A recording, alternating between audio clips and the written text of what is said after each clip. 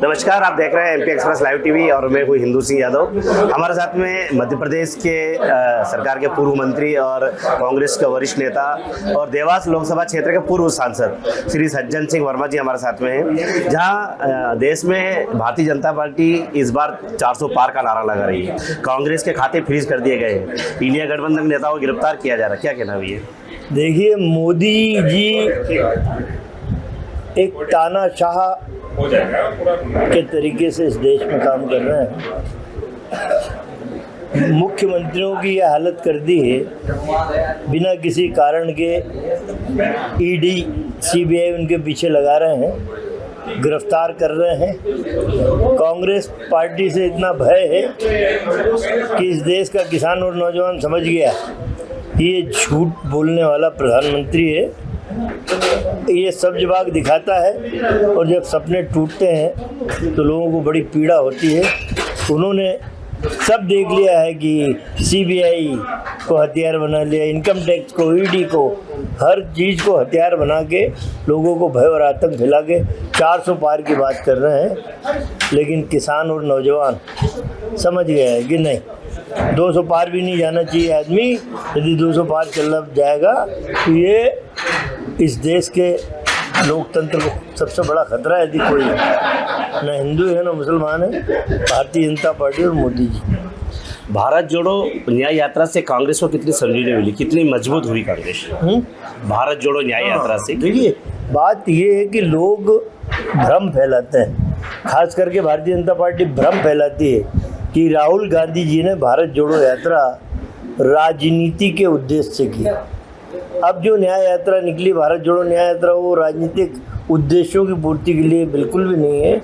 ये तो उन देश के मजलूमों को लिए न्याय मांगने के लिए, देश के उस किसान को जिसका परिश्रम का मूल्य नहीं मिल रहा है, किसान का पढ़ा लिखा नौजवान बेटा जो नौकरी की राह देख रहा है, जैसे सब विभाग दिखाया हर साल 2 करोड़ नौकरी देंगे, महंगाई, ये उन बातों के लिए न्याय मांगने निकले कि देश की जनता जागो, हम जाग रहे हैं, तुम भी जागो। भैया, इस बार इंडिया गठबंधन कितनी सीटें जीतने जा रही है? देखिए, अब ये आकलन करना तो बड़ा मुश्किल है।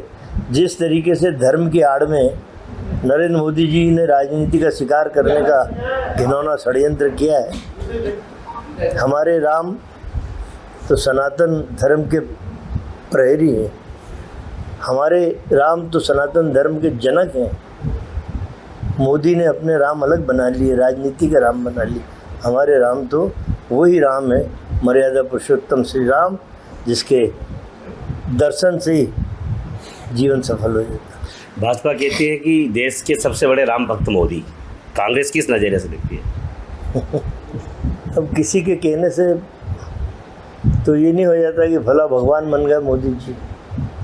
अरे इंसानी बन जाओ तो बहुत बड़ी बात है।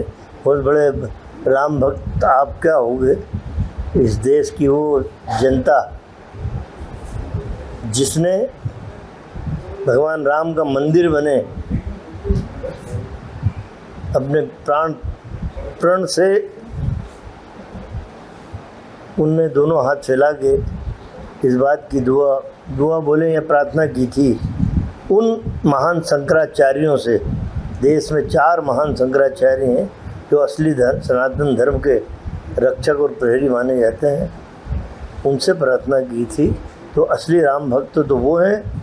लेकिन मोदी जी अहंकार में इतने घिरे हुए हैं कि उन्होंने ना तो मंदिर के शिलान्यास में शंकराचार्य जी को बुलाया, ना उद्घाटन के अवसर पे, मंदिर के उद्घाटन पे शंकराचार्य जी को नहीं बुलाया। मोहन भागवत क्या हैं, उनको शिलान्यास में भी रखा और मंदिर का उद्घाटन के उसमें भी रखा। क्या है मोहन भागवत? ये शंकराचार्यों का अपमान है, सनातन धर्म का अपमान है। ये जो भगवान राम को मानने की बात कर रहे हैं, जिन शंकराचार्यों का अपमान कर रहे हैं, तो कभी राम भक्त नहीं हो सकता। अगर बात की जाए मध्य प्रदेश की कांग्रेस की दूसरी जो सूची आने वाली है, उसमें किन किन दिग्गजों का नाम रहेगा? दिग्विजय सिंह, अरुण यादव, क्रांतिलाल? बिल्कुल हमारे नेता दिग्विजय सिंह जी लड़ रहे हैं और हमारे नेता अरुण यादव लड़ रहे हैं गुना से, दिग्विजय सिंह जी राजगढ़ से, कांतिलाल भूरिया झाबुआ से, और भी 2-3 दिग्गज नाम और हैं जो लड़ रहे हैं।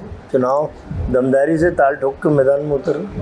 क्या स्थिति होगी ज्योतिरादित्य सिंधिया की, अरुण यादव वर्चस्व ज्योतिरादित्य? देखो, जब ज्योतिरादित्य सिंधिया को एक अदने से कार्यकर्ता KP यादव ने, जो उन्हीं का कार्यकर्ता था मोदी जी का, उनसे रुष्ट होकर बीजेपी में गया और चुनाव लड़ लिया।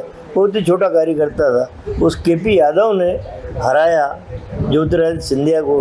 तो अरुण यादव तो हमारा कद्दावर नेता है और यादव समाज के साथ साथ कई संस्थाओं का प्रतिनिधित्व करता है और दमदारी से अड़ के टिकट मांगी अरुण यादव ने कि मैं लड़ूंगा ज्योतिरादित्य सिंधिया के खिलाफ।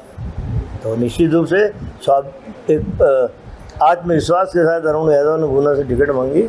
जिसका आत्मविश्वास प्रबल है वही चुनाव जीते है। आगर के नगर पालिका अध्यक्ष ये कहे कि कांग्रेस से नीलेश पटेल जीते और उसके बाद जीतने के बाद उन्होंने कहा कि मेरा हृदय परिवर्तन हुआ और वे राम भक्त के रूप में बीजेपी की सदस्यता ली। तो जो पटेल परिवार को क्या? बहुत बढ़िया हृदय परिवर्तन, बहुत अच्छा किया भैया नीलेश बाबू। पैसे की माया बड़ी विचित्र है, वो और लालच जितना बड़ा है तो राजनीति तो एक कोने में पड़ी है। पैसे का लोभ हो, जब आदमी इस तरह के पद पे आ जाता है ना, तो उसका लोभ इतना बढ़ जाता है कि उसे अपने हाथों पे बाहुबल पे विश्वास नहीं रहता, भ्रष्टाचार से पैसा कमाना चाहता है। ये नीति नीलेश पटेल की। अगर फिर अगले विधानसभा चुनाव में कांग्रेस आती है तो फिर क्या नीलेश पटेल की वापसी होगी? नहीं, ये तो हम सब ने आज मीटिंग में तय किया कि ऐसे तत्वों को, जिन लोगों ने कांग्रेस के कठिन समय पीठ दिखाई है, पीठ में छुरा मारने की कोशिश की, ऐसे एक भी व्यक्ति को कांग्रेस में नहीं लिया गया। ये थे हमारे साथ में कांग्रेस के वरिष्ठ नेता श्री सज्जन सिंह जी वर्मा ने कहा कि ये कहे कि ज्योतिरादित्य सिंधिया को जब KP यादव के सामने हार का सामना करना पड़ा था तो वहाँ कांग्रेस कहीं न कहीं ये कहे कि सहकारिता के जनक रहे सुभाष यादव के बड़े बेटे, पूर्व केंद्रीय मंत्री, पूर्व प्रदेश कांग्रेस अध्यक्ष अरुण यादव ने ताल ठोंकी है और कहीं न कहीं ज्योतिरादित्य सिंधिया को हार का सामना करना पड़ेगा। आप देखते रहिए MP express live TV Hindu Singh Yadav के साथ।